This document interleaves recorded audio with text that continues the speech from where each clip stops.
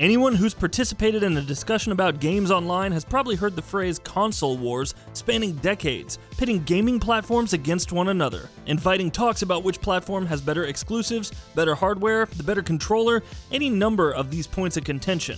Frequently left out of that discussion, and thankfully so, depending on your perspective I guess, are PCs as a gaming platform. But if you're familiar with the phrase PC master race, then you know that it's not necessarily that some PC enthusiasts don't go to war with fans of other platforms. It's just that they're segmented away from the console wars. So we'd like to take some time to point out some essential characteristics of PC games as a new round of console wars heat up.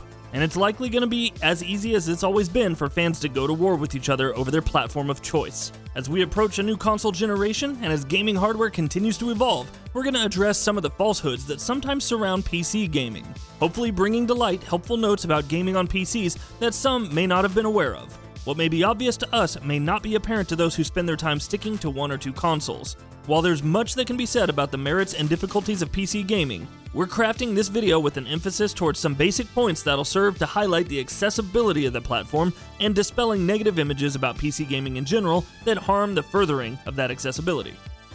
PC gaming is all about shooters and MMORPGs. This one's important because it shows progress in an important field for PC gamers. Whereas the most prominent names in PC gaming have historically been shooters or MMORPGs such as World of Warcraft, over time PCs have made headway with other genres. Take fighting games for example. It used to be the case that PCs weren't seen as the home for fighting games altogether, but now most every current major fighting game can be played on PC. Whereas in the past it might have been seen as a pipe dream for PC gamers or a peripheral concern for publishers. Mortal Kombat 11 released on PC simultaneously with other major gaming platforms, including the Switch. From the more popular names such as Street Fighter V or Tekken 7 to those that are somewhat lesser known, including Guilty Gear XRD Rev 2, with the exception of games from the Smash franchise, the fighting game you're looking for is probably on PC. Even games from a franchise's back catalog, such as Ultra Street Fighter 4 or the first Guilty Gear game, can now be played on PC. That said, it's not always smooth sailing for fighting game fans. The newest Samurai Showdown will release on PC later than on major consoles, on a date that is yet to be specified, as an example. And that's totally fair for fighting game enthusiasts to be frustrated, but the progress between generations is undeniable.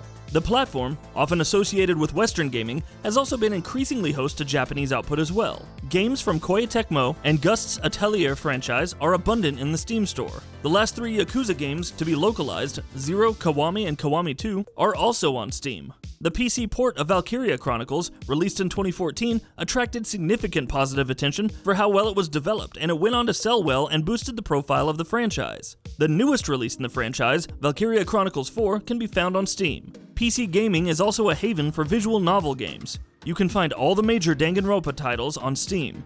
With the expansion of the PC gaming library, game players don't necessarily have to stick to games on consoles like they used to. It also helps that PC gaming allows for peripherals besides the basic keyboard and mouse. PC gaming is all about the top-of-the-line hardware and graphics.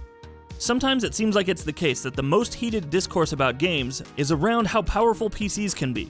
There's certainly merit to the idea that, with a lot of money, people can craft PCs to be graphical behemoths.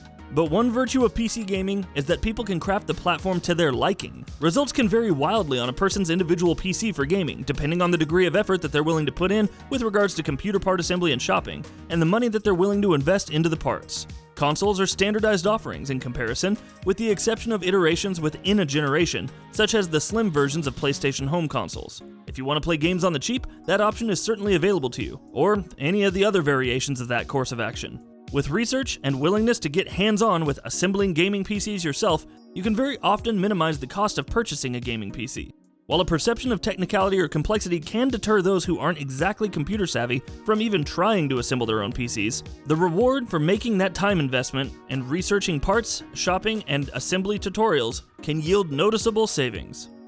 PC gaming is a haven for hackers, griefers, and generally uncivil behavior. Have you dealt with aimbotting in shooters? If you were the cheater, it might have been a hilarious experience, and if you're constantly getting headshotted, you probably wanted to yell at a server admin, but in reality, griefing in video gaming is something that can be seen anywhere. Ever hear of fighting game players accusing their online opponents of using a lag switch to disrupt honest play? Such a phenomenon is by no means exclusive to PC gaming. Malicious gameplay is not endemic to PC gaming itself, and arguably the history of griefing in gaming is much more closely or prominently aligned with PC games, but doing away with the stigma will only better help others understand why PC gaming is as much of a viable option for gaming as are the other platforms. Malicious gameplay in general is something that you're just more likely to see depending on the format of the game, and if your game is competitive, team-based, social, or any combination of those factors, expect that you may run into some bad apples out there. Who among us hasn't been treated to a rage-filled voice or text message on PSN or Xbox Live, after all? And that concludes our video on false facts about PC gaming that you always thought were true. When dispelling these notions, we not only hope to make the online discourse just a bit more civil, but we'd also like to help people to explore more options in gaming in general. Maybe there are those who, for any reason, see PCs as having more utility than a gaming console. Are you a PC game player? Is your PC your only gaming platform of choice? If not, what would it take for that to be the case? What's your perception of the costliness of PC gaming, or what dissuades you from pursuing the PC as a gaming platform? And to what degree do you see PCs as being in competition with major gaming consoles?